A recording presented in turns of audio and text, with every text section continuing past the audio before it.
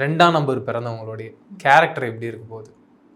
So இவங்களுடைய character அப்படின்னு பார்க்கும்போது 2ஆம் நம்பரில் பிறந்தவங்க நல்ல ஒரு வழிகாட்டியாக இருப்பாங்க.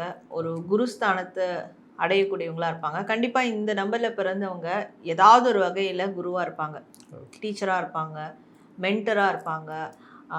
ஒரு எந்த மாதிரியான ப்ரொஃபஷனில் இருந்தாலும் இவங்க ஒரு லீட் கொடுக்கக்கூடியதாக இருப்பாங்க. இவங்களை லீட் பண்ணி சில ஃபாலோவர்ஸ் இருக்கிற மாதிரி இருப்பாங்க. அந்த மாதிரி வழிகாட்டுதல் தரக்கூடிய ஒரு கேரக்டரிஸ்டிக் அவங்கக்கிட்ட இருக்கும். ஸோ இந்த மாதிரி கவுன்சிலிங் மாதிரியான ப்ரொஃபஷனில் கூட இருக்கலாம், ஹெச்ஆராக இருக்கலாம். கண்டிப்பாக இவங்க தலைமையில் சில விஷயம் நடக்கும்.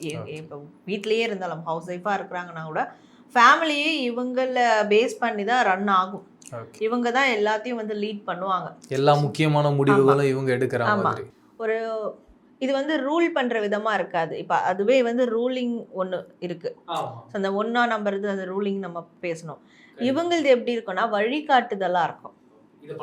இதை பண்ணலாமே, இது நல்லா இருக்குமே. ஸோ அந்த ஐடியாஸ் கொடுக்குறது, சஜஷன் கொடுக்குறது அதெல்லாம் ரொம்ப பெஸ்ட்டாக இருப்பாங்க. இன்னொன்று கடவுள் நம்பிக்கை, கடவுள் பக்தி அதிகமாக இருக்கிறவங்களா இருப்பாங்க. அண்ட் சமுதாயம், இந்த கல்ச்சர் பேஸ் பண்ண விஷயங்கள், இதுக்கு எல்லாத்துக்கும் மூட நம்பிக்கை இல்லை. ஆனால் சாஸ்திரம், சம்பிரதாயம் இதுக்கெல்லாம் ரொம்ப வேல்யூ கொடுக்குறவங்களா இருப்பாங்க.